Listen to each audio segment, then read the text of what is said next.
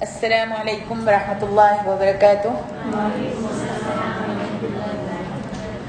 الحمد للہ وکفی وسلام علی عبادہ الذین اصطفی، اما بعد، اعوذ باللہ من الشیطان الرجیم، ونبلوکم بالشر والخیر فتنہ، وقال الرسول صلی اللہ علیہ وسلم ان السعید لمن جنب الفتن وَلَمَنِ ابْتُلِيَ فَصَبَرَ فَوَاهَا۔ محترم ماں اور عزیز بہنوں، تمام تعریفیں اللہ رب العالمین وحدہ لا شریک لہ کے لیے لائق اور زیبا ہیں۔ وہ اللہ جو اکیلا ہے، واحد ہے، احد ہے، صمد ہے، لم یلد ولم یولد وَلَمْ يَكُنْ لَهُ كُفُوًا أَحَدٌ۔ اللہ تبارک و تعالیٰ کی تعریف کے بعد اللہ سے دعا کرتے ہیں کہ اللہ تبارک و تعالیٰ اپنے حبیب احمد مجتبیٰ محمد بن عبداللہ صلی اللہ علیہ وآلہ وسلم پر کروڑوں درود و سلام کی بارش نازل فرمائیں، آمین۔ آج آپ سب کے روشن چہرے دیکھ کر بہت خوشی ہو رہی ہے کہ اللہ تبارک و تعالیٰ نے ہم سب کو یہاں پر اپنے حبیب احمد مجتبیٰ محمد مصطفیٰ صلی اللہ علیہ وآلہ وسلم کے پیغامات سننے کے لیے جمع کیا ہے۔ اللہ تبارک و تعالیٰ آپ کے ان روشن چہروں پر جہنم کی آگ کو حرام کر دے اور ہم سب کی گردنوں کو جہنم کی آگ سے آزاد کر دے۔ ماشاءاللہ، اللہ کی تعریف کے بعد اور نبی علیہ الصلوۃ والسلام پر درود و سلام کے بعد آج ذکیہ نے ہمت کر ہی لی آپ سب کو اکٹھا کرنے کی اور اس مجلس کو جمانے کی۔ الحمدللہ، یہ محفل کوئی عام محفل نہیں ہے، یہ محفل جمع کرنے والے کو بھی ثواب ہے اور جو ان کا ساتھ دینے والے ہیں، جنہوں نے ان کی ہمت افزائی کی اور جنہوں نے ان کے لیے آگے بڑھ کر جس چیز میں حصہ لیا، اللہ تبارک و تعالیٰ ان سب کو اجر عظیم عطا فرمائے۔ اور اللہ ہم سب کو بھی، آپ جو آئی ہیں سننے کے لیے اور میں جو آئی ہوں کچھ ٹوٹا پھوٹا سنانے کے لیے، اللہ رب العالمین سے درخواست کرتی ہوں کہ اللہ رب العالمین ہمارا آنا، سننا اور سنانا قبول فرما لے اور ہم کو اجر سے محروم نہ کرے۔ تو میری محترم ماں اور عزیز بہنوں،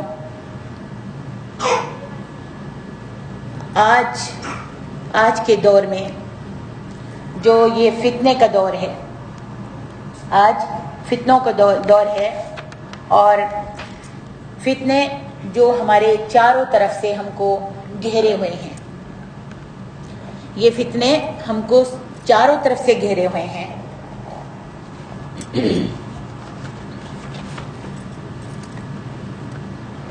تو فتنہ جو ہے، اس کا ذکر قرآن مجید کے اندر اللہ تبارک و تعالیٰ نے 60 مرتبہ فرمایا ہے اور حدیث نبوی میں 63 مرتبہ فتنے کا ذکر آتا ہے، فتنے کا نام آتا ہے۔ فتنہ اس کی جمع ہے فتن، اور لغوی معنی ہے سونے کو آگ میں تپا کر، سونے کو آگ میں جلا کر اس کا کھرا کھوٹا علیحدہ کرنا۔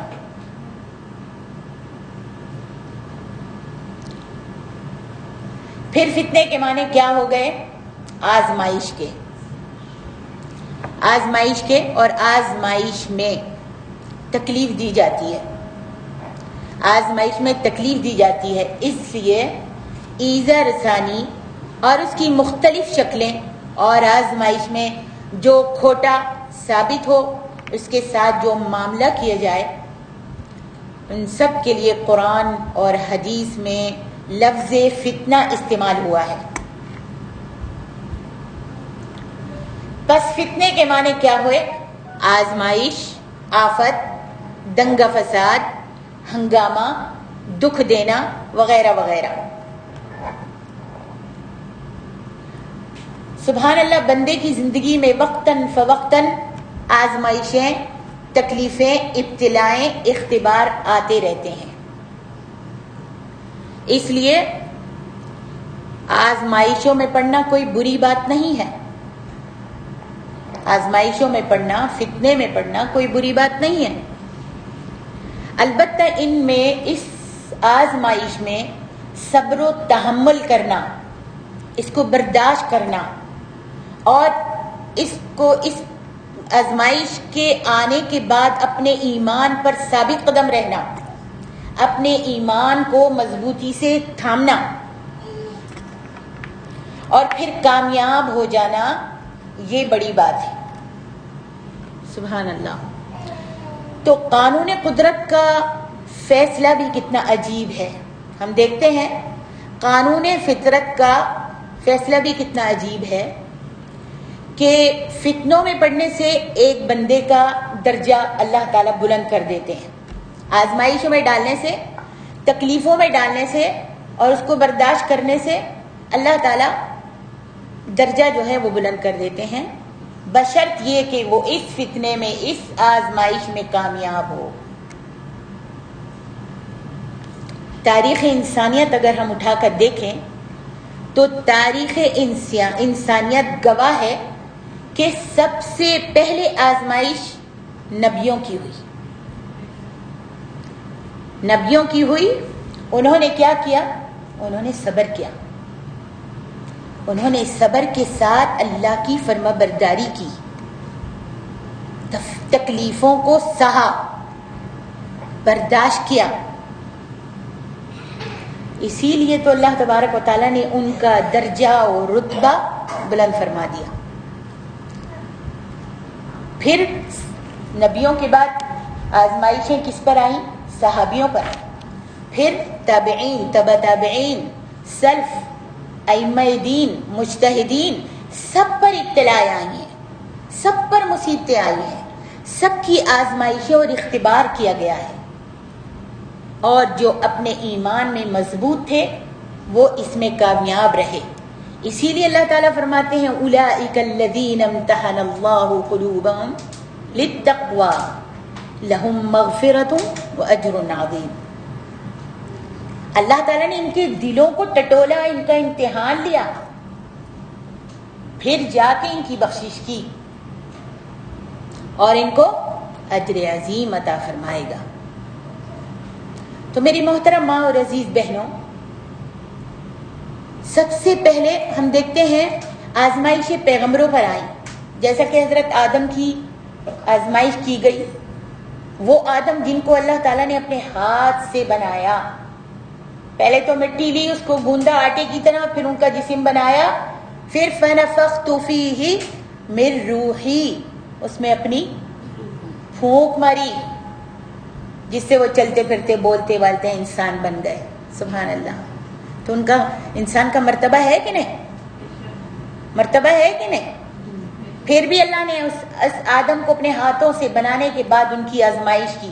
کیا کہا کہ آدم، یا آدم اسکن انت وزوجک الجنہ وکلا منہا رغدا حیث شئتما، جنت میں بیٹھ جاؤ، یہ تمہارا گھر ہے، تم اس کے وارث ہو، جو چاہو کھاؤ، جہاں چاہو پھرو، مزے اڑاؤ، عیش کرو، بس ایک ہی شرط ہے وَلَا تَقْرَبَا هَذِهِ الشَّجَرَةَ، یہ ایک درخت ہے، اس کو ہاتھ مت لگانا، باقی ساری چیزیں تمہارے لیے ہیں۔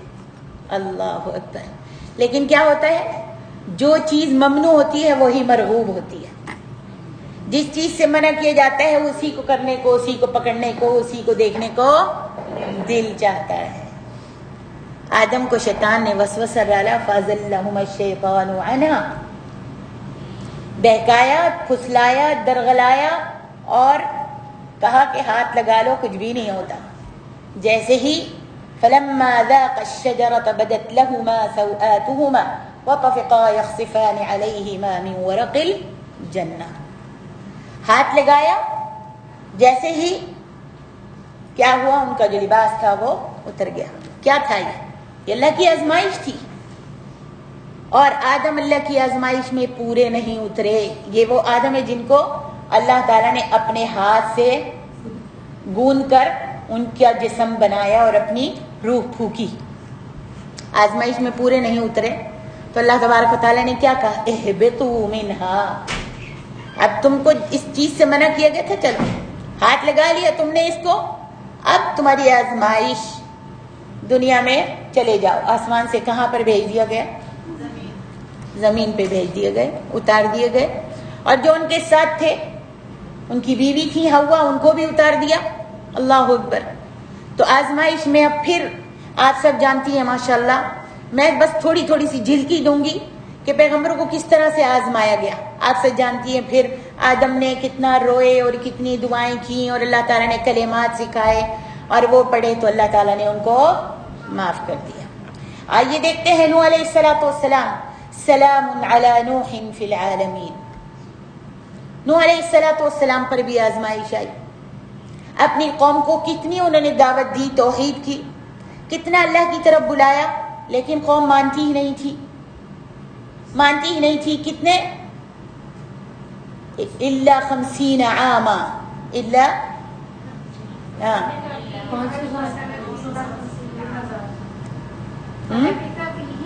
فلبث فیہم 1000 سنۃ الا 50 عاما، 950 سال دعوت توحید دیتے رہے، ماننے والا کوئی بھی نہیں، تھوڑے سے چند لوگ، گنتی کے چند لوگ تھے، پریشان ہو گئے۔ اللہ کے آگے دعا کر دیتے ہیں، یا رب لا تذر علی الارض من الکافرین دیارا انک ان تذرهم یضلوا عبادک ولا یلدوا الا فاجرا کفارا۔ اے اللہ، دعا کر دی کہ اللہ میں ان کو نہیں سنبھال سکتا، میں ان کو تیرے دین کی طرف نہیں لا سکتا، اب میں تھک گیا ہوں، یا اللہ ان کو سب کو تو ہلاک کر دے، برباد کر دے، ان میں سے کسی کو بھی مت چھوڑنا۔ اللہ تعالیٰ نے فوراً ہی اپنے حبیب کی دعا کو قبول کر لیا، دعا کو قبول کر لیا۔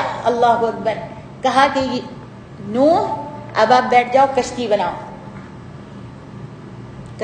کشتی بنانے لگے۔ وَيَصْنَعُ الْفُلْكَ بِأَعْيُنِنَا، میری آنکھوں کے سامنے کشتی بنانی شروع کر دو۔ کشتی بنانی انہوں نے شروع کر دی۔ اللہ اکبر۔ کشتی بنا رہے ہیں، لکڑیاں اکٹھی کر لی ہیں۔ وَاصْنَعِ الْفُلْكَ بِأَعْيُنِنَا وَلَا تُخَاطِبْنِي، مجھے مخاطب مت کرنا، جب میرا عذاب آئے تو مجھ سے کوئی بات مت نہ کرنا۔ اللہ اکبر۔ وَيَصْنَعُ الْفُلْكَ وَكُلَّمَا مَرَّ عَلَيْهِ مَلَأٌ مِّن قَوْمِهِ سَخِرُوا مِنْهُ، اب جب دیکھ رہے ہیں قوم کے لوگ کہ کشتی بنا رہے ہیں، تو جو بھی ان کے پاس سے گزر رہا ہے، آ رہے جا رہے ہیں، آنے جانے والا مذاق کر رہا ہے۔ کیا مذاق کر رہا ہے؟ ٹھٹا مذاق کر رہا ہے کہ دیکھو بھائی ان کا تو دماغ چل گیا، پہلے تو اللہ اللہ کرتے تھے کہ اللہ کی طرف آ جاؤ، اللہ کو پکارو، اس کے آگے سجدہ کرو، یہ نہیں کرو وہ نہیں کرو، اور اب یہ لکڑیاں جمع کر کے کشتی بنا رہے ہیں۔ پتہ نہیں ان کے دماغ کو کیا ہو گیا، یہاں پانی پینے کے لیے لوگ ترس رہے ہیں اور یہ کشتی کہاں چلائے گا۔ اللہ اکبر۔ مذاق۔ یہ جو دل جلانے والی باتیں ہیں نا، یہ جو دل پر نشتر لگتے ہیں نا، جو طنز کی باتیں ہیں، یہ بہت بڑا فتنہ ہے، بہت بڑی آزمائش میں، اور اس پر صبر کرنا بڑے دل گردے کی بات ہے۔ نوح علیہ السلام کشتی بناتے رہے، آزمائش آئی، ابھی اسی پر بھی صبر نہیں، بلکہ جب طوفان آیا تو پھر آزمائش۔ اللہ رب العالمین نے ہمیشہ آزمائش کی ہے، تو کسی کے جگر کے ٹکڑوں کو چھین کر، کسی کے آنکھوں کی ٹھنڈک کو چھین کر، ستا کر، نظروں کے سامنے اللہ تعالیٰ نے آزمائش کی ہے۔ طوفان آ گیا، کشتی میں بیٹھے ہوئے ہیں، نگاہ سامنے پڑتی ہے، کیا دیکھتے ہیں کہ بیٹا کھڑا ہوا ہے۔ ہائے میرا لختے جگر، میری آنکھوں کی ٹھنڈک، میرے دل کا نور، یا بنی ارکب معنا ولا تکن مع الکافرین، آؤ کشتی میں سوار ہو جاؤ میرے ساتھ، کافروں کا ساتھ مت دو۔ بیٹے نے فوراً برجستہ جواب دیتا ہے، قال سآوی الی جبل یعصمنی من الماء، میں اس پہاڑ پر چڑھ جاؤں گا، مجھے آپ کا ساتھ دینے کی کوئی ضرورت نہیں، میں اس کشتی میں نہیں چڑھوں گا۔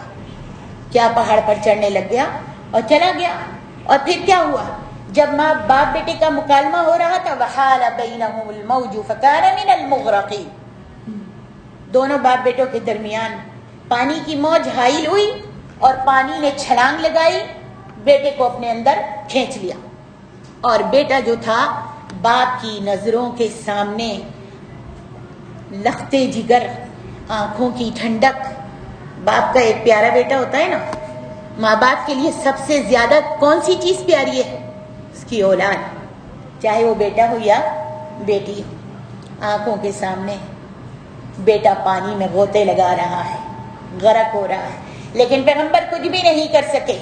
آؤ دیکھو اللہ فرماتے ہیں سلام علی ابراہیم، ابراہیم پر اللہ تبارک و تعالی سلامتی عطا فرمائے۔ یہ ابراہیم کون ہیں؟ کہاں پیدا ہوتے ہیں؟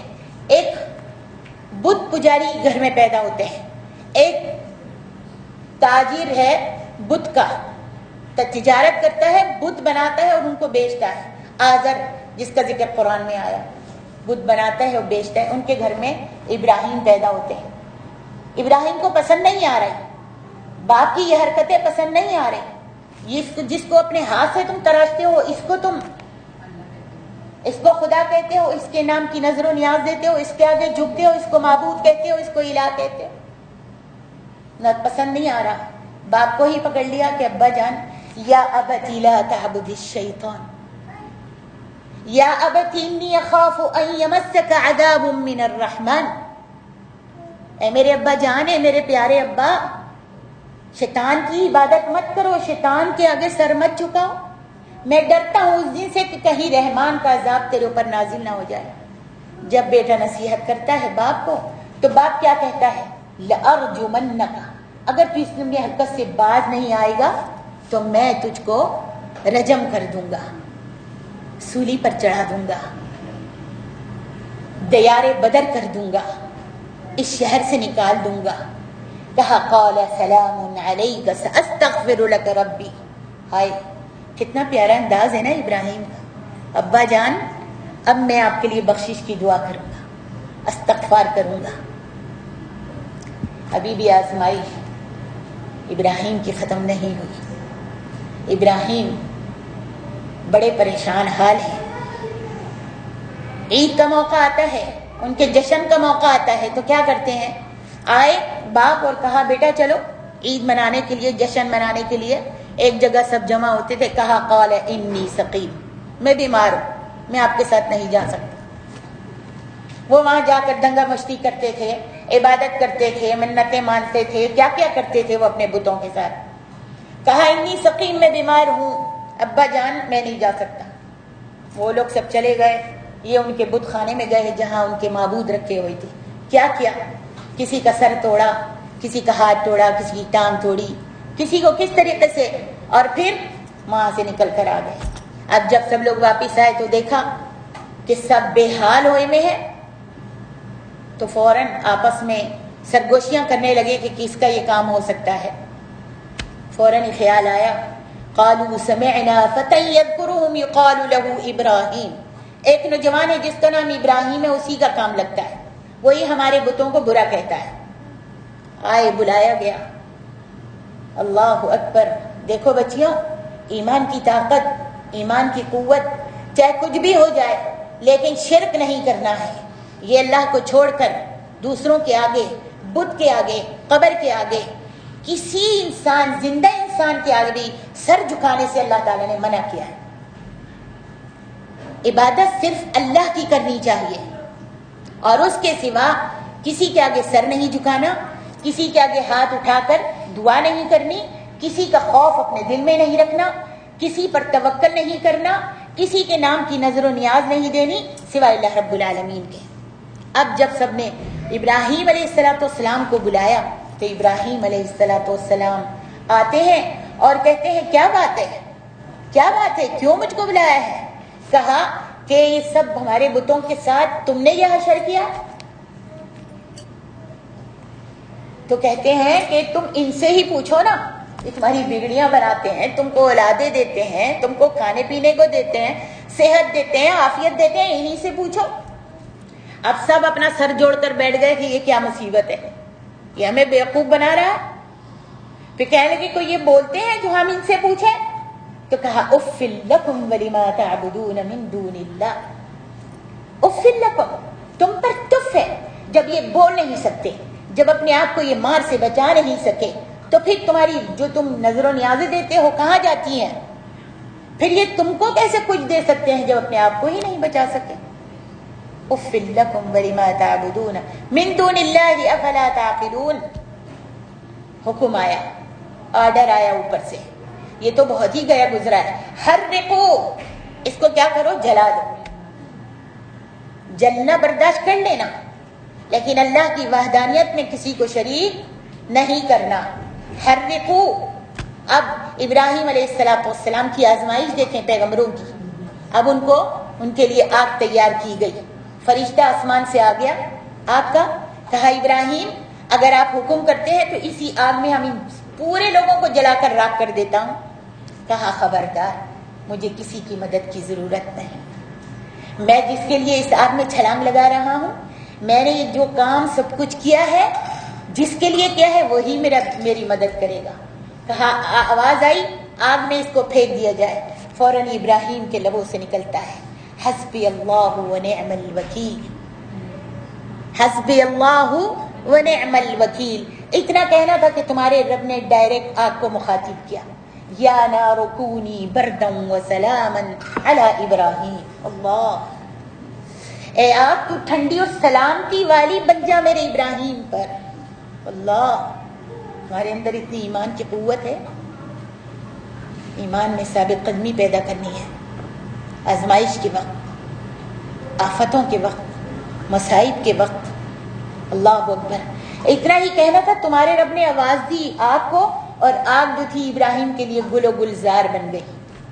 ابھی بھی تمہارے ابراہیم کی آزمائش ختم نہیں ہوئی، آگے چلو، سلام علی ابراہیم، بڑے ہوتے ہیں، شادی ہو جاتی ہے، 90 سال کے ہو گئے، اولاد نہیں ہو رہی، ہر وقت پڑھ رہے ہیں رب حب لی من الصالحین، رب حب لی من الصالحین، اللہ مجھے نیک اولاد دے دے، نیک اولاد دے دے۔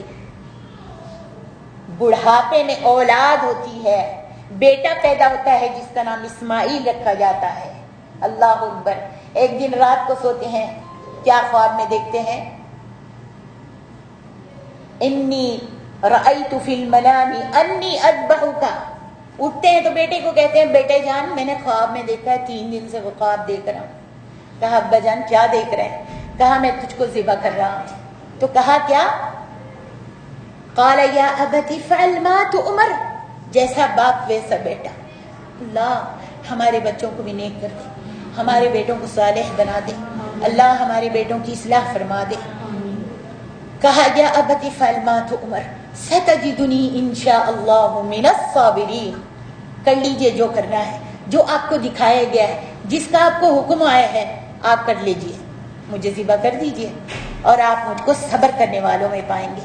اللہ اکبر، آزمائش، ایک اور آزمائش ابراہیم علیہ السلام کے پاس، اللہ اکبر، ذبح کرنے کے لیے بیٹے کو لے جاتے ہیں، اور جب ذبح کرتے ہیں تو اوپر سے آواز آتی ہے وَفَدَيْنَا قَدْ صَدَّقْتَ الرُّؤْيَا إِنَّا كَذَلِكَ نَجْزِي الْمُحْسِنِينَ، ابراہیم تم نے اپنے خواب کو سچا کر دیا، آنکھیں تو کھول کے دیکھو، دیکھا تو وَفَدَيْنَاهُ بِذِبْحٍ عَظِيمٍ، وہاں پر بچڑا پڑا ہوا تھا، بیٹا سامنے کھڑا ہوا تھا، باپ نے بیٹے کے گلے پہ چھری رکھ دی تھی، آنکھیں بند تھیں، اور یہ بیٹے نے ہی نصیحت کی تھی کہ ابا جان کہیں آپ کو ترس نہ آ جائے، میرے چہرے کو دیکھ کر آپ کو کچھ خیال نہ آ جائے، آنکھوں پہ پٹی باندھ دے تاکہ آپ کو ترس نہ آئے، اللہ کی فرما برداری میں اللہ کے حکم پر دیر نہ ہو جائے، کہیں قدری محبت جاگ نہ جائے۔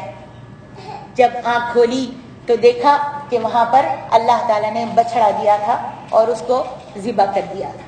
سبحان اللہ، انا كذلك نجزی المحسنین انہ من عبادنا المؤمنین، ابراہیم جو تھے مومن بندے تھے ہمارے۔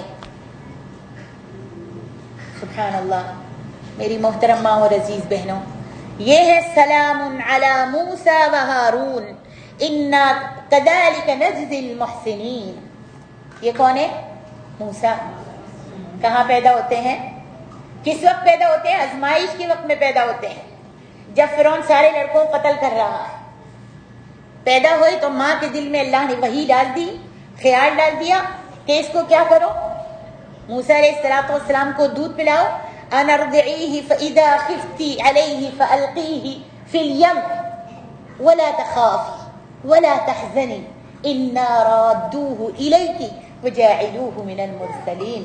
اللہ، اس ماں کا لخت جگر جو چھوٹا سا دودھ پیتا بچہ ہے، دودھ پلاتی ہے، اس کو تابوت میں صندوق میں رکھ دیتی ہے اور دریا کے حوالے کر دیتی ہے، دریا کے حوالے کر دیتی ہے۔ دریا میں یہ تابوت چل رہا ہے، ماں کو بھی دیکھیے، وہ ماں کا بھی تو دل تھا نا، جگر تھا۔ میں اور آپ کر سکتے ہیں ایسے؟ کر سکتے ہیں؟ آزمائشیں ان کی کتنی کڑی تھی نا، ہماری آزمائش تو کچھ بھی نہیں ہے، کچھ بھی نہیں ہے۔ دریا کے حوالے کر دیتی ہے، دریا میں تابوت صندوق چلتا چلتا چلتا فرعون کے محل تک پہنچ گیا۔ محل تک پہنچا، آسیہ نے دیکھا کہ وہ صندوق ہے، وہ تابوت ہے، نوکروں کو حکم دیا، صندوق آیا، کھولا تو بچہ ہے، خوبصورت سا بچہ ہے، اس کے پاس ترسی ہوئی تھی، تڑپی ہوئی تھی، اولاد نہیں تھی۔ آسیہ نے بچے کو اپنی آغوش میں لیا اور کہا اس کو میں اپنا بیٹا بناؤں گی۔ وہی فرعون جو لڑکوں کو قتل کر رہا تھا، اس کو دیکھ کر وہ بھی آسیہ کو دیکھ کر بچے کی محبت اپنے دل میں رکھ گیا اور اس نے بھی آسیہ کو اجازت دے دی کہ اس کو پال لیا جائے۔ موسیٰ علیہ السلام اب پل رہے ہیں، کہاں پر؟ کس کے خرچے پر؟ کس کے گھر میں؟ فرعون کی کوٹھی کے اندر، حویلی کے اندر۔ کس کے نوکر چاکر ہیں؟ کہاں سے خرچہ ہے؟ کہاں سے خرچہ ہے؟ دیکھو، جس کو اللہ رکھے اس کو کون چکے۔ پل رہے ہیں۔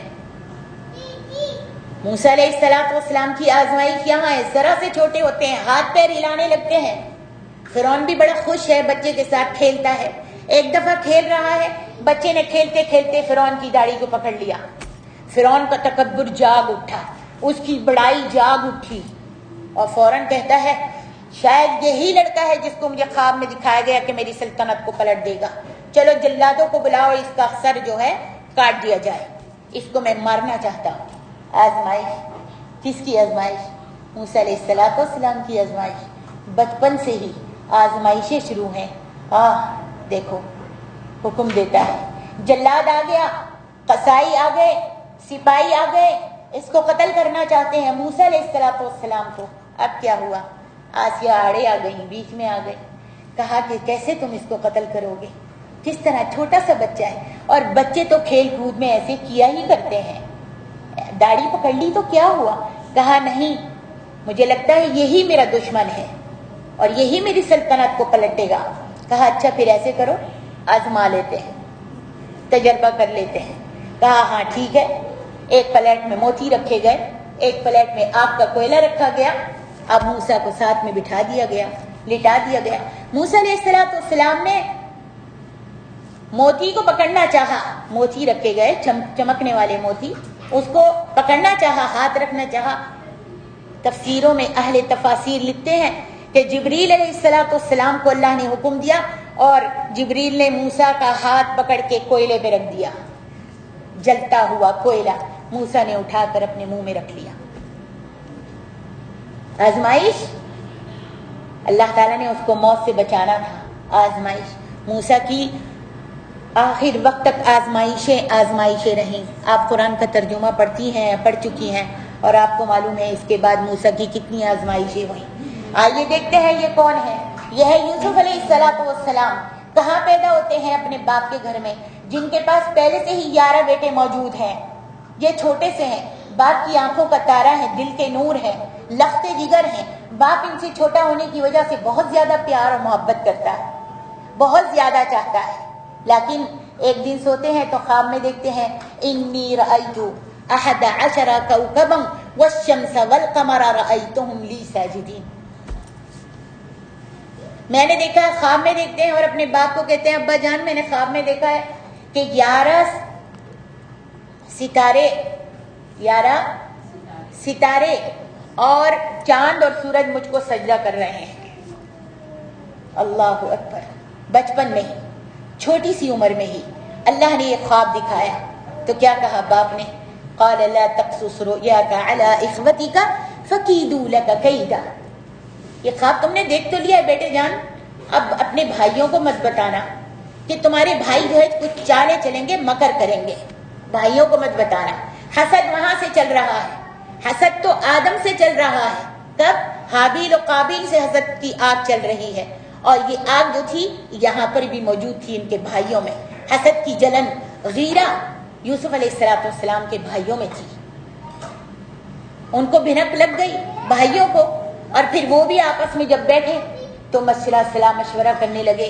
احب الی ابینا منا، ہمارا باپ جو ہے یوسف سے بڑی محبت کرتا ہے. حالانکہ ہم ایک مضبوط جماعت ہیں، ہم بڑے بڑے ہیں، ہم ان کے کام بھی کرتے ہیں، ہم سارا کام ان کا اٹھاتے ہیں، لیکن ہمارا باپ ہم دیکھتے ہیں ہم سے زیادہ یوسف سے پیار کرتا ہے، یوسف سے پیار کرتا ہے. تو پھر آپس میں ایک کہتا ہے کہ اقتلوا یوسف، اس کو کیا کرو؟ مار دو، قتل کر دیتے ہیں. او اطرحوه ارضا یخل لکم وجہ ابیکم، کیا کرو؟ یا تو اس کو قتل کر دیتے ہیں یا پھر اس کو اٹھا کر دوسرے کسی بلد میں، کسی شہر میں اپنی باپ کی آنکھوں سے دور پھینک کے آ جاتے ہیں. حسد، جلن، اللہ. پھر ایک ان سب بھائیوں میں ایک بھائی ذرا اچھا تھا، عقل کا اچھا تھا، دل کا اچھا تھا. اس نے کہا لا تقتلوا یوسف، یوسف کو قتل نہیں کرو. والقوہ فی غیابۃ الجب، کیا کرو؟ ان کو اٹھا کے اس کو کنویں میں پھینک دو. اب یہ جو مشورہ تھا پسند آیا اور اٹھا کر کنویں میں پھینک دیا گیا. باپ کو بڑی مشکل سے راضی کیا. باپ بیٹے کو بھیجنے پہ راضی نہیں ہوتے تھے کہیں پر، لیکن وہ راضی ہو گئے. اب راستے میں مارتے پیٹتے یوسف کو لے کے گئے اور کنویں میں پھینک دیا. آزمائش ختم نہیں ہوئی، آزمائش، امتحان، اختبار ختم نہیں ہوا. کنویں میں پھینک دیا اور گھر واپس نہیں گئے، بلکہ چھپ کر دیکھنے لگے، انتظار کرنے لگے کہ اب یوسف کے ساتھ کیا ہوتا ہے. اب یوسف کے ساتھ کیا ہوتا ہے. اللہ. دیکھا کہ قافلے والا آیا اور انہوں نے یوسف کو ڈول پھینکا پانی ڈالنے کے لیے، تو یوسف رسی لے کر اوپر آ گئے. رسی کو تھام کر جب اس نے دلوا کھینچا، ڈول کھینچا، تو یوسف علیہ السلام اوپر آ گئے. اور یہ خوبصورت تھے، جن کو اتنے خوبصورت تھے کہ ان کو دنیا کا آدھا حسن دیا گیا تھا. یوسف علیہ السلام جب اتنا خوبصورت موتی انہوں نے دیکھا، خوبصورت لڑکا دیکھا، تو بڑے حیران و پریشان ہوئے. وَسَرُّوهُ بِضَاعَةً، چھپانے لگے اس کو. بھائی سب کونے خدروں سے باہر نکل آئے. یہ تو ہمارا غلام ہے، اس کو کہاں لے جا رہے ہیں؟ کہا کہ یہ ہم کو یہاں سے ملا ہے. کہا یہ ہمارا غلام ہے، ہم سے ناراض ہو کے چلا گیا، ہم سے چھپ گیا. اگر تم لے کے جانا ہی چاہتے ہو تو اس کی قیمت ادا کر. وَشَرَوْهُ بِثَمَنٍ بَخْسٍ دَرَاهِمَ مَحْدُودَةٍ، ہائے ہائے، تھوڑی سی قیمت تھی، چند درہموں کے عوض یوسف کو بیچ دیا گیا. کون ہے یہ؟ اللہ تعالیٰ پیغمبر ایسے ہی نہیں کسی کو بنا دیتا، جب تک کہ اس کو پسند کرتا ہے. پوری دنیا کی بشریت کے دلوں کے اندر جھانک کے دیکھتا ہے. جو سب سے اچھی بشریت ہے، جس کا ایمان مضبوط ہے، جو سب سے زیادہ مرتبے والا ہے، سب سے زیادہ اچھا، اللہ اس کو پیغمبر بناتا ہے. وَشَرَوْهُ بِثَمَنٍ بَخْسٍ دَرَاهِمَ مَعْدُودَةٍ، چند درہموں کے عوض بیچ دیا. تھوڑے سے درہم لے کر بڑے خوش ہوئے بھائی اور اپنے گھر کا راستہ لیا. یوسف علیہ السلام 2 مرتبہ بیچے گئے. اب یہ قافلے والا جب عزیز کے پاس آیا، ملک عزیز کے پاس مصر کے، وہاں پر انہوں نے لا کے ان کو اور زیادہ قیمت پر بیچ دیا. ملک عزیز نے ان کو لے کر پالنا شروع کیا، اپنی بیوی کو لے جا کے دیا. کہاں پل رہے ہیں؟ کہاں سے آئے ہیں؟ کہاں سے آئے ہیں؟ موسیٰ کہاں سے آئے تھے؟ کہاں پلے؟ یوسف کہاں سے آئے؟ کہاں پلے؟ اللہ جس کو چاہے بلندیاں عطا فرمائے، رتبہ عطا فرمائے. ملک بادشاہ کے گھر میں پل رہے ہیں یوسف علیہ السلام. اور ان کی بیوی ان کی پرورش کر رہی ہے، ان کو پال رہی ہے۔ یہاں پر ایک اور آزمائش، جوان بڑے خوبصورت ہیں، یہاں ان کی بیوی ہی یوسف پر عاشق ہو گئی، اپنا دل دے بیٹھی۔ ایک دن چال چلتی ہے، ترکیب کرتی ہے، سارے دروازے بند کر دیتی ہے، سارے نوکروں کی چھٹی کر دیتی ہے، سارے سپاہیوں کو، سارے جتنے چوکیدار ہیں سب کو بھیج دیتی ہے، اور خوب بن ٹھن کر تیار ہوتی ہے، اور تیار ہو کر یوسف کو اندر بلاتی ہے اور کہتی ہے قالت حیت لک، آؤ یوسف، میں تمہارے لیے یہ بنی ٹھنی ہوں، سنوری ہوں، تیرے لیے میں نے یہ زینت کی ہے، آؤ یہ سب تیرے لیے ہے، میں تیرے واسطے ہوں۔ تو کیا کہا؟ قال معاذ اللہ، یہ ایمان کی قوت پیدا کرو۔ آج کوئی لڑکا اگر آپ کو بلاتا ہے، کوئی آدمی سلام کرتا ہے تو اس کو سختی سے سلام کا جواب دو، نرمی کے ساتھ نہیں۔ عورت نے غیر مرد کے ساتھ بات کرنی ہے تو اپنی آواز کے اندر شیرینی آواز بنا کے، نرمی آواز، نرم آواز بنا کے نہیں بات کرنی، نہیں بات کرنی۔ یہاں سے آپ کی عفت کا پتہ چلے گا، آپ کی تربیت کا پتہ چلے گا، آپ کے اسلام کی نشاندہی ہوگی کہ آپ کتنا اسلام اور کتنا دین جانتی ہیں۔ اچھا، اب کہا حیت لک، یوسف علیہ السلام نے کہا قال معاذ اللہ، میں اللہ تعالیٰ کی پناہ، اللہ تعالیٰ سے پناہ مانگتا ہوں اس کام سے جس طرف تو مجھ کو بلا رہی ہے۔ آزمائش آئی، آزمائش، آزمائش، اللہ اکبر، لیکن ایمان ان کا گوی تھا، ایمان میں وہ اپنے ثابت قدم رہے، ایمان کو انہوں نے اپنے سنبھال کے رکھا۔ کسی شاعر نے کیا خوب کہا ہے، بڑا شکر لازم ہے تیرا خدایا، بڑا شکر لازم ہے تیرا خدایا، نبوت کے دامن پہ دھبا نہ آیا۔ کس کی نبوت؟ یوسف علیہ السلام کی نبوت۔ نبوت کے دامن پہ دھبا نہ آیا، فرشتوں میں غول مرحبا کا ہوا ہے، فرشتوں میں غل مرحبا کا ہوا ہے، غل یعنی شور، فرشتوں میں غل مرحبا کا ہوا ہے، شیاطین میں ایک سوز سا چھا گیا ہے، حیا لے گئی آج بازی جہاں میں، مبارک و سلامت ہوئی آسماں میں، مبارک و سلامت ہوئی آسماں میں، فرشتوں میں دربار ایک ہو رہا ہے، فرشتوں میں دربار ایک ہو رہا ہے، شیاطین کا قافلہ رو رہا ہے، شیاطین کا قافلہ رو رہا ہے، خداوندا یوسف کو تو نے بچایا، حیا کا کیا دہر میں بول بالا، زمانے میں یوسف کی حیا کا بول بالا ہو گیا، سبحان اللہ۔ تو میری محترم ماں اور عزیز بہنوں، یہ یوسف علیہ السلام ہیں جن کی آزمائش، اور جتنے بھی پیغمبر آئے، ابھی اگر سارے پیغمبروں کا ذکر کروں تو پھر کچھ بھی باقی نہیں رہے گا، ٹھیک ہے؟ اور آپ سب ماشاءاللہ یہ سب قرآن مجید کے ترجمے میں پڑھ چکی ہیں، پیغمبروں کے قصے، سب کو آزمایا گیا، کوئی بھی ایسا پیغمبر نہیں جس کو نہ آزمایا گیا ہو۔ یہاں پر ہیں، آتے ہیں اب کس طرف؟ تمہارے اور میرے پیارے نبی احمد مجتبیٰ محمد مصطفیٰ صلی اللہ علیہ وآلہ وسلم، کیا ان کو نہیں آزمایا گیا؟ میرے اور تمہارے پیارے نبی کہتے ہیں کہ اگر تم پر کوئی مصیبت آئے تو میری مصیبت کو یاد کر کے اپنے دل کو تسکین دے لیا کرو کہ سب سے زیادہ مصیبتیں میرے ہی اوپر آئی ہیں، سب سے زیادہ آزمائشیں میرے اوپر ہی آئی ہیں۔ یہاں سے دیکھ لو کہ نبی علیہ السلام کو 2 آدمیوں جتنا بخار چڑھتا تھا، ہم کو تو ایک ہے نا، ہمارے 2 آدمیوں کے برابر میرے نبی کو بخار چڑھتا تھا، اتنی تپش، اتنا گرم جسم ہوتا تھا کہ دور بیٹھا ہوا بھی انسان جو تھا گرمی سے سکنے لگتا تھا۔ آپ نے فرمایا اگر تم پر کوئی مصیبت، کوئی مشکل، کوئی آفت آئے تو میری آفتوں کو، میری آزمائشوں کو یاد کر کے اپنے دل کو تسکین دے لیا کرو، صبر دے لیا کرو۔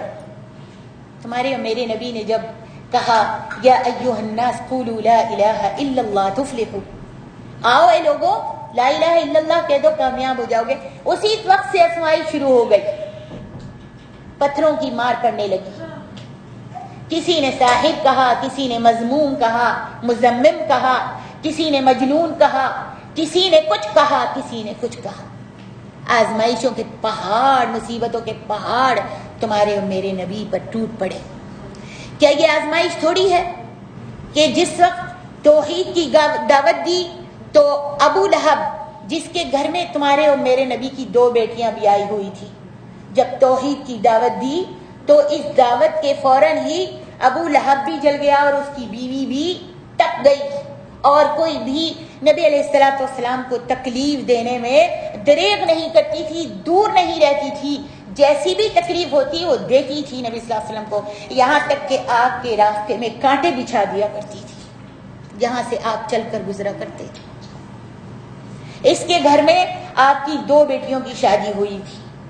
جب آپ نے دعوت توحید پیش کی تو اب ابو لہب کی بیوی نے اپنے دونوں بیٹوں کو کہا، محمد کی بیٹیوں کو طلاق نہیں دو گے تو میں تمہاری ماں نہیں ہوں۔ اور ان دونوں بیٹوں نے تمہارے اور میرے نبی کی لخت جگر، نور نظر، آنکھوں کی ٹھنڈک 2 بیٹیوں کو ایک ہی دن میں صبح شام کے وقفے میں طلاق دے دی۔ اب ذرا سوچو، جس کی 2 بیٹیاں ایک ہی وقت میں طلاق لے کر گھر میں آ جائیں، اس باپ کے دل کا کیا حال ہوگا، جبکہ ان کی ماں بھی موجود نہیں تھی۔ یہ تکلیف نہیں، یہ آزمائش نہیں؟ کتنی بڑی آزمائش تمہارے اور میرے نبی کو آئی، اور اس سے بڑی آزمائش تمہارے اور میرے نبی پر جو آئی وہ کون سی تھی؟ جب اللہ رب العالمین نے حکم دیا، اے میرے نبی ہجرت کر کے مدینے چلے جائیے۔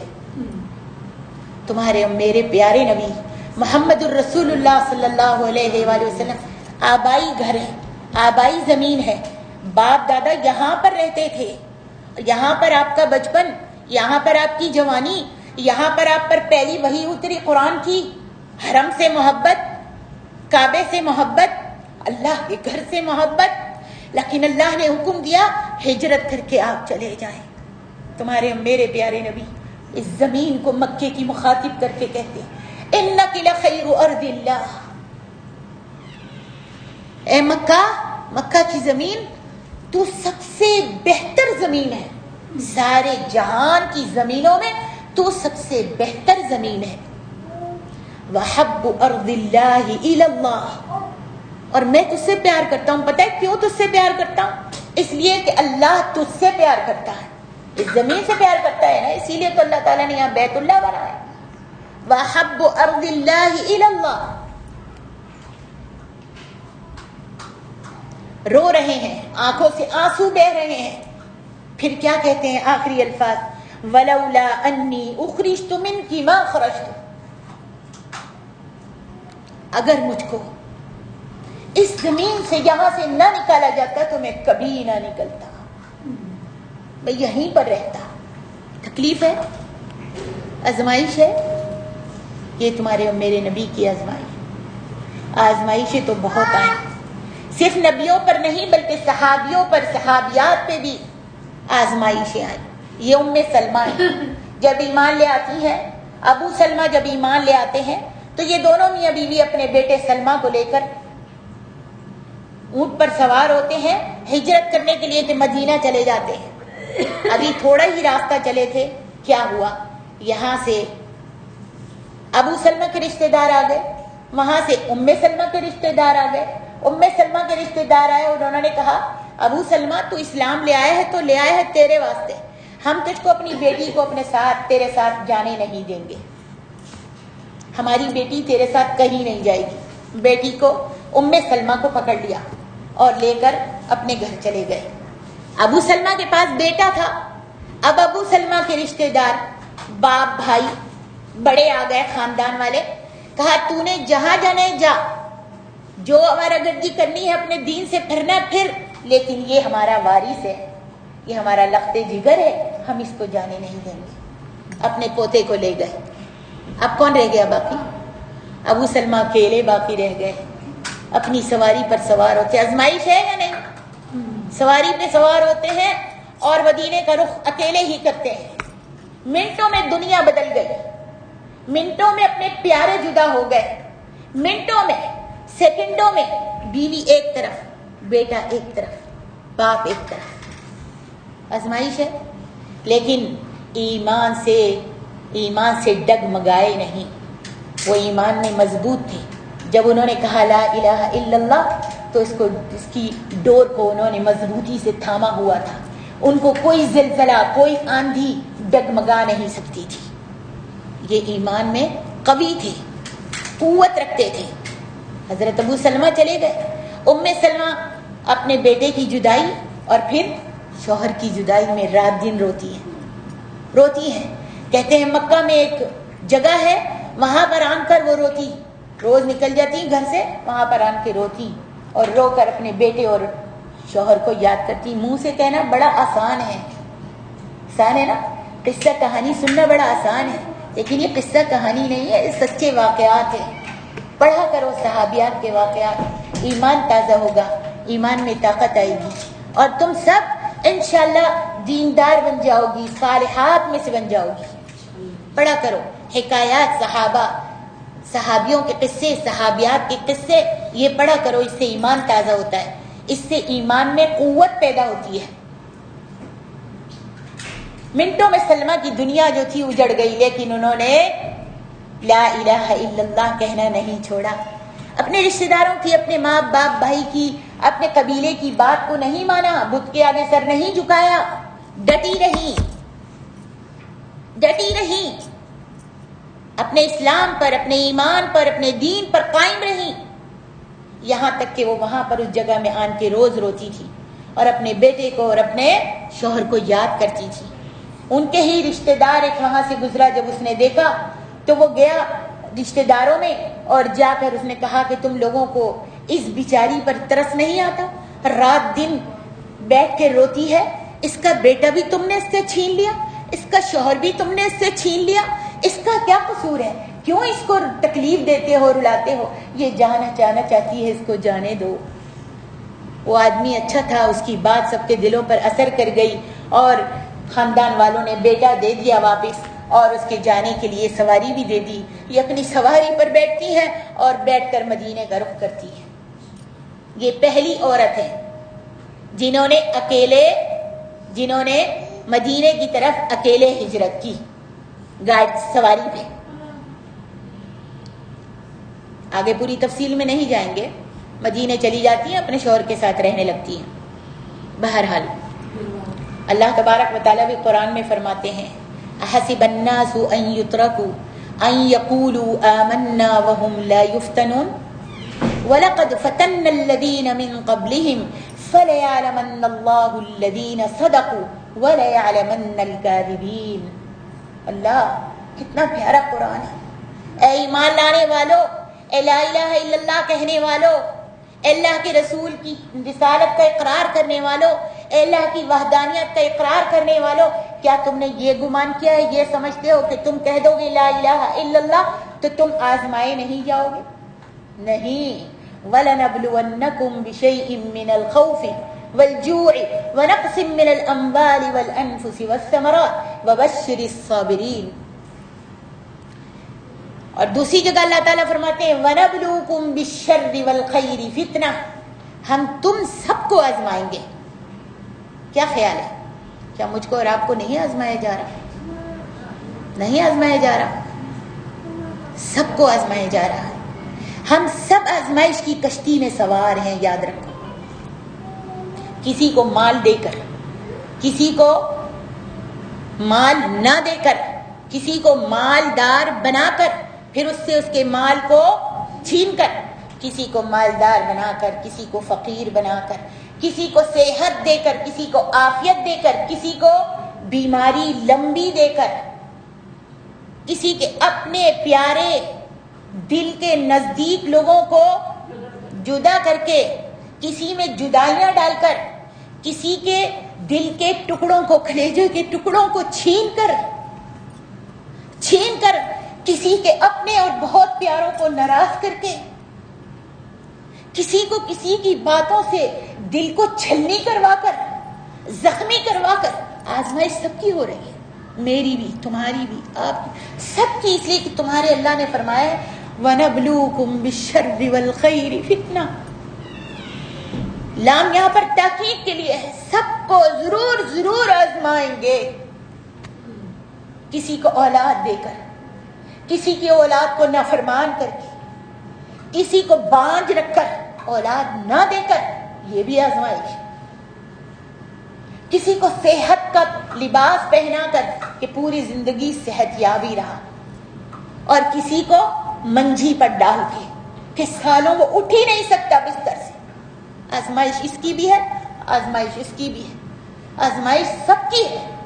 ہم سب کو آزمایا جا رہا ہے، ہم سب اس آزمائش کی کشتی میں سوار ہیں، یاد رکھیے.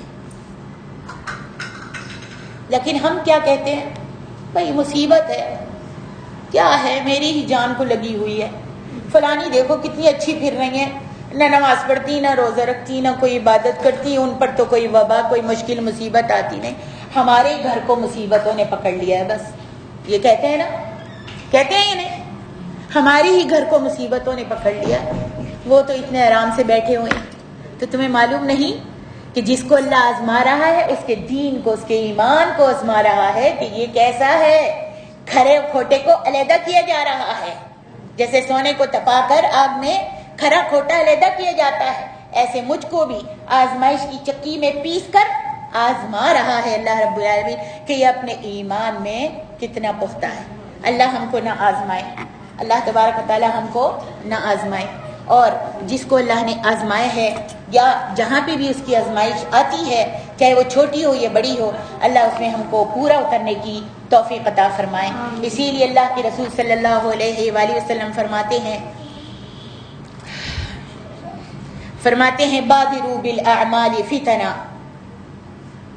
فتنے آنے سے پہلے، آزمائشوں کے آنے سے پہلے نیکیوں کی طرف، نیک اعمال کرنے کی طرف دوڑ لگاؤ. بادروا، سابقوا، بھاگو، دوڑ لاؤ. ففروا الی اللہ، اللہ کی طرف بھاگو، دوڑ لگاؤ نیک اعمال کرنے کے لیے. کب؟ فتنے آنے سے پہلے، کہ فتنے آن کر تم کو گھیر لیں. کقطع اللیل المظلم، یہ فتنے کیسے آئیں گے؟ اندھیری رات کے ٹکڑوں کی طرح آئیں گے. جیسے اندھیرے میں کچھ سجائی دکھائی نہیں دیتا، سجائی نہیں دیتا، دیتا ہے اندھیری رات میں کچھ سجائی نہیں دیتا، نہ آگے سے، نہ پیچھے سے، نہ دائیں سے، نہ بائیں سے. ایسے فتنے آئیں گے، اور اندھیری رات کے ٹکڑوں کی طرح فتنے آئیں گے. کیسے؟ فرمایا یصبح الرجل فیہا مؤمنا ویمسی کافرا. صبح کو مومن کیا، انسان کیا ہوگا؟ مومن ہوگا، اور شام کو کافر ہوگا. او یمسی مومنا ویصبح کافرا، یا پھر شام کو مومن ہوگا اور صبح کو کافر ہوگا. کس طرح سے صبح اور شام کو کافر ہوگا؟ کہا یبیع دینہ بعرض من الدنیا، اپنے دین کو وہ تھوڑی سی قیمت پر، تھوڑے سے مول پر بیچ دے گا. یہ مسلم شریف کی حدیث ہے. مطلب کیا ہے؟ کہ دین کی کوئی قدر نہیں ہوگی، دین کو کچھ بھی نہیں سمجھے گا. تھوڑے سے مال کی خاطر، تھوڑے سے منصب کی خاطر، تھوڑی سی شہرت کی خاطر، تھوڑے مال کو زیادہ کرنے کی خاطر اپنے دین کو بیچ دے گا. کوئی بات نہیں، مجھے منصب تو مل رہا ہے نا، مجھے مشہوری تو مل رہی ہے نا، مجھے دولت تو مل رہی ہے نا. دین کو بیچ دے گا. صبح کو کافر ہوگا تو شام کو مومن، اور شام کو کافر ہوگا تو صبح کو مومن. یہ کب ہوگا؟ فتنوں کے دور میں. اللہ کے رسول صلی اللہ علیہ وسلم فرمایا کہ اس کا مطلب یہ ہے اس حدیث کا کہ اندھیری رات میں جیسے کچھ سجائی نہیں دیتا، اسی طریقے سے فتنے کی بارش میں، فتنوں کے آنے میں انسان کو نیکی کی تمیز نہیں رہے گی، اور نیکی کرنے سے دور ہو جائے گا، نیکی کی راہ سجائی نہیں دے گی. اس لیے فتنے آنے سے پہلے سبقت کرو نیک اعمال کرنے میں. اللہ اکبر. نبی علیہ الصلوۃ والسلام ارشاد فرماتے ہیں دوسری حدیث، هل ترون ما ارى، کیا تم دیکھ رہے ہو جو میں دیکھ رہا ہوں؟ کس وقت نبی علیہ الصلوۃ والسلام نے فرمایا یہ؟ اس وقت آپ ایک قلعے میں تھے، ایک خیمے میں، ایک قلعے میں تھے. اس میں قلعے میں یعنی حویلی نما قلعہ کا حدیث میں آتا ہے، اور وہ مربع تھا، چورس تھا. اس میں نبی علیہ السلام اپنے صحابیوں کے ساتھ تھے. کہا هل ترون ما اروا، کیا تم دیکھ رہے ہو جو میں دیکھ رہا ہوں؟ صحابہ نے کہا یا رسول اللہ ہم تو کچھ بھی نہیں دیکھ رہے. تو نبی علیہ السلام نے فرمایا میں تمہارے چاروں طرف بارش کے قطروں جیسے فتنوں کو گرتے ہوئے دیکھ رہا ہوں. یہ کس وقت کہا تھا؟ 1400 سال پہلے. اس وقت فتنے تھے، اور آج یہ تو قیامت کا قرب ہے.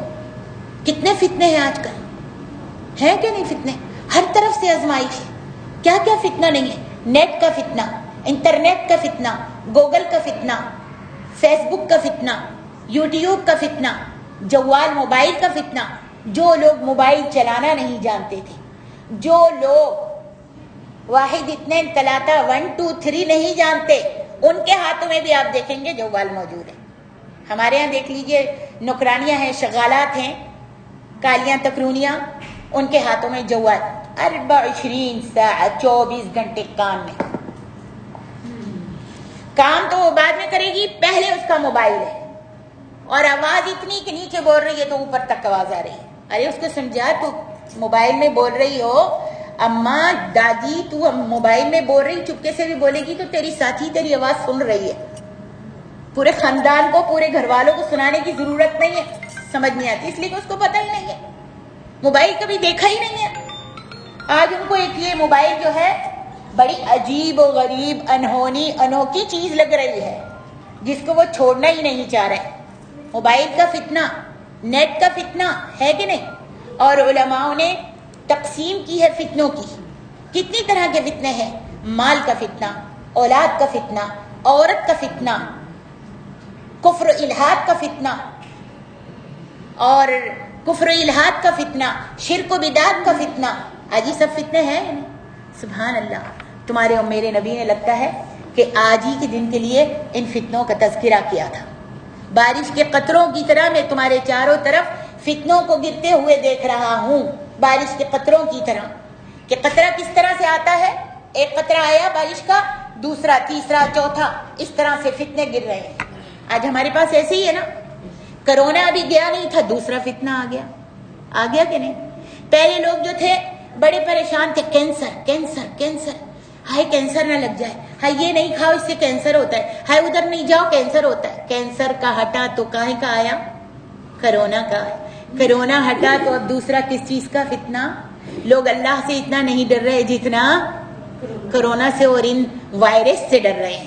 ہائے مجھے نہ لگ جائے، ہائے مجھے نہ چھو جائے، ہائے ادھر نہیں جاؤ، ہائے ادھر نہیں جاؤ، ہائے یہ نہیں کھاؤ، ہائے باہر کا کھانا نہیں کھاؤ، یہ نہیں کھاؤ. ہے یہ فتنے جو اللہ کے رسول صلی اللہ علیہ وسلم نے بتائے ہیں، اور صادق المصدوق کی تصدیق آج ہو رہی ہے. 1400 سال پہلے کی کہی ہوئی بات آج پوری ہو رہی ہے اور ہم کو نظر آ رہی ہے. اللہ ہم سب کو فتنوں سے بچائے. اللہ رب العالمین ہم سب کو آزمائشوں سے بچائے. نبی علیہ السلام کی حدیث جو میں نے سب سے پہلے پڑھی ہے آیت کے بعد، وہ ہے ان السعید لمن جنب الفتن. سعید تم میں خوش بخت کون ہے؟ آج مجھ میں تو آپ لوگ میں بھی یہی کہوں گی کہ سعید کون ہے؟ سعید پتہ ہے نا آپ کو؟ خوش بخت، خوش نصیب کون ہے؟ وہ ہے جس کے پاس بیٹے زیادہ ہیں، جس کے پاس حسن و جمال ہے، جس کا شوہر بہت زیادہ محبت کرتا ہے. سعید تو وہ ہے. خوش بخت تو وہ عورت ہے، خوش نصیب تو وہ عورت ہے. نہیں، تمہارے نبی نے کیا فرمایا؟ لمن جنب الفتن. کیا ہوا؟ جو فتنوں سے دور رکھا گیا، فتنوں سے دور رکھا گیا، جو فتنوں سے دور کیا گیا. وَلَمَنِ ابْتُلِيَ فَصَبَرَ فَوَاهَا. اگر اس پر آزمائش آ بھی گئی، فتنے میں وہ گر بھی گیا، اختبار اللہ کی طرف سے آ بھی گیا، کوئی بلا میں پھنس بھی گیا، تو اس نے کیا کیا؟ فَصَبَرَ، صبر کیا، اللہ کی طرف لگا رہا، اپنے ایمان کے ساتھ چمٹا رہا، اپنے ایمان کو اور زیادہ مضبوط بنانے کی کوشش کرتا رہا.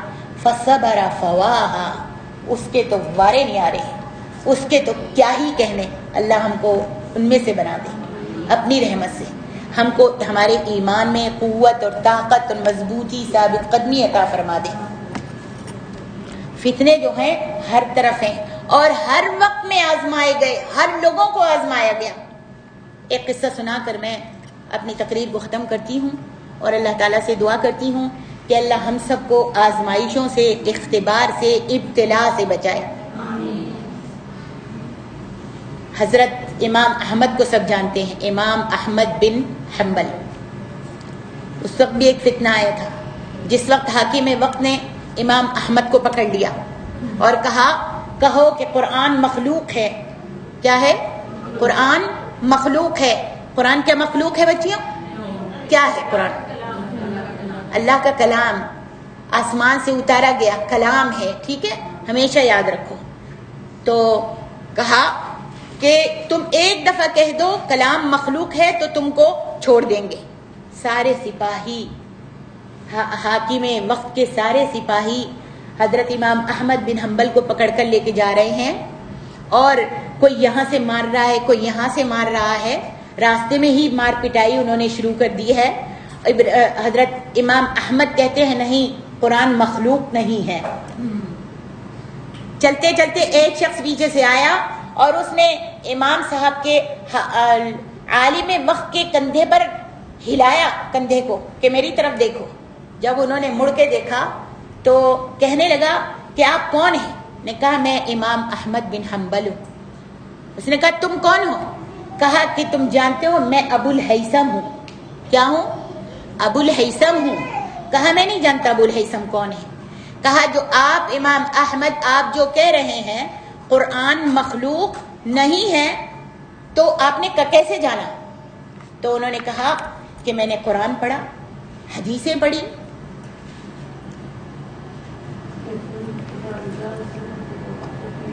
میں نے قرآن اور حدیث کے ذریعے سے جانا کہ یہ قرآن جو ہے منزل من اللہ ہے، مخلوق نہیں ہے۔ کہا اچھا تو آپ صحیح سمجھتے ہیں، آپ حق پر ہیں؟ کہا میں حق پر ہوں۔ تو کہا آپ اپنے حق پر قائم رہیے، اس بات پر قائم رہیے۔ آپ جانتے ہیں مجھ کو؟ کہا میں تمہیں نہیں جانتا۔ کہا میں ابو الہیثم ہوں، جانتے ہو میں فلانے ملک کا ڈاکو ہوں، ڈکیتی ہوں، چور ہوں سب سے بڑا۔ اس جگہ سے مجھ کو 1000 دفعہ پکڑ کر لے جایا گیا ہے اور مجھ کو مارے بھی ماری گئی ہیں، کوڑوں سے بھی مارا گیا، بند بھی کیا گیا، سجن میں مجھے جیل میں قید بھی کیا گیا، لیکن آج تک میں اپنا وہی کام کر رہا ہوں جو کر رہا تھا۔ کیا؟ ڈکیتی، چوری، آج تک میں اس کے اوپر پابند ہوں، حالانکہ میں باطل پر ہوں اور اتنا پابند ہوں۔ آپ تو حق پر ہیں، آپ حق پر ہیں، آپ اپنی اس بات پر ڈٹے رہیے، اس بات پر ڈٹے رہیے گا کہ آپ حق پر ہیں۔ اگر آپ نے کہہ دیا کہ قرآن مخلوق ہے تو جتنی پچھلی پوری دنیا ہے وہ آپ کا نام لے گی اور آپ پر ایمان لائے گی اور آپ کی بات کی تصدیق کرے گی۔ سبحان اللہ۔ ایک دفعہ امام احمد بن حنبل اپنے بیٹھے ہوئے تھے کہ ان کا بیٹا پاس میں آیا تو دیکھا کہ باپ تہجد کے ٹائم دعا کر رہے ہیں امام احمد بن حنبل، اللہ تعالیٰ ابو الہیثم پر رحم کرے، اللہ تعالیٰ ابو ہیثم پر رحم کرے۔ تو بیٹے نے کہا ابا جان ابو الہیثم کون ہے؟ تو کہنے لگے کہ یہ وہ شخص ہے جس نے مجھ کو استقامت کی طرف ترغیب دلائی، جس نے مجھے حق پر ثابت رہنے کی تاکید کی اور میں حق پر قائم رہا اور اس کی بات کو میں نے مانا، حالانکہ وہ چور تھا لیکن بات کتنی پتے کی بتا گیا ہے نا۔ تو امام احمد بن حنبل اللہ تعالیٰ ان کی قبر کو نور سے بھرے اور اللہ تعالیٰ ہم سب کو بھی امام احمد بن حنبل جیسا، ام سلمہ جیسا اور نبیوں جیسی دین پر استقامت عطا فرمائے۔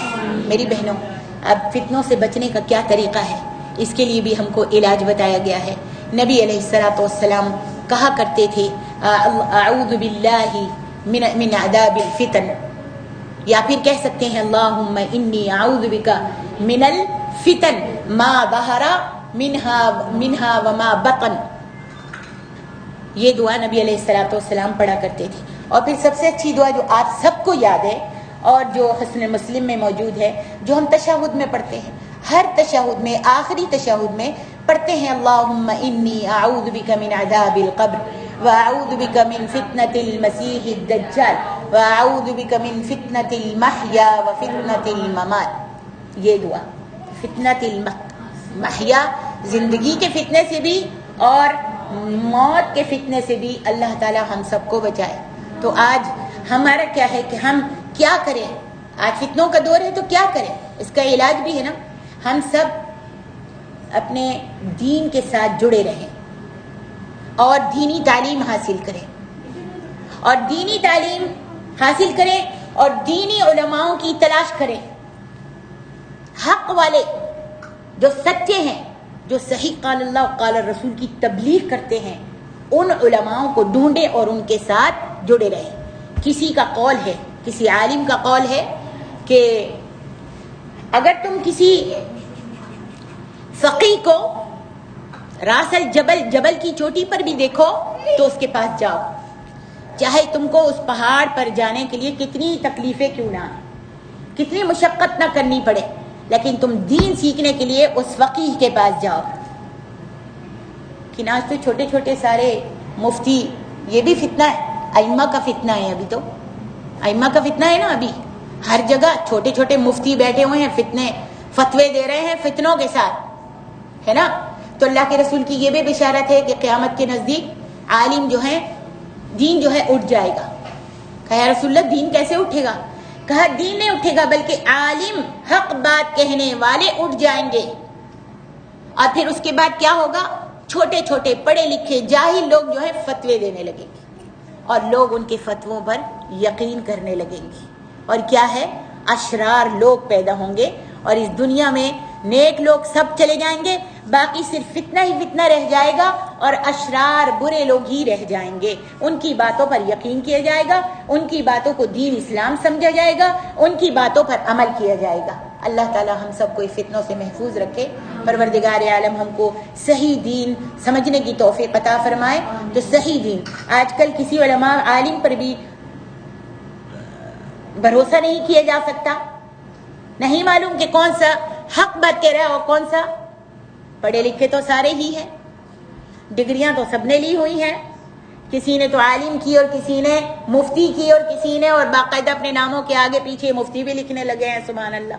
ہاں، تو پھر اس کا کیا ایک حل ہے کہ میں خود اپنے گھر میں قرآن مجید پڑھوں، ترجمہ پڑھوں.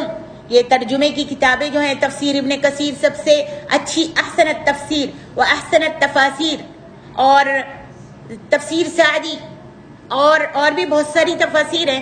احسن البیان سب سے اچھی تفسیر. اگر اپنے ایمان کو مضبوط کرنا چاہتی ہو اور فتنوں سے بچنا چاہتی ہو اور جھوٹے موٹے جتنے باطل مفتی ہیں ان سے بچنا چاہتی ہو تو قرآن مجید کی تفسیر پڑھو، اپنے گھر میں رکھو. اور قرآن مجید کے اندر اللہ رب العالمین سبحانہ و تعالی نے تمہاری پیدائش سے لے کے تمہاری موت تک کے واقعات بیان کر دیے ہیں، طریقہ بتا دیا ہے، احکام و مسائل اس کے اندر موجود ہیں. اور جو چیز قرآن میں نہیں ملتی وہ تم کو حدیث میں مل جائے گی، جو حدیث میں نہیں ملتی وہ تفسیر میں حدیث میں نہیں ملتی وہ قرآن مجید میں مل جائے گی انشاءاللہ باذن اللہ. اللہ تبارک و تعالی ہم سب کو معاف کرے. کافی لمبا ہو گیا. میں سوچ رہی تھی کہ صرف 15 منٹ بیان کروں گی، لیکن الحمدللہ کہ جو میں لے کر آئی تھی وہ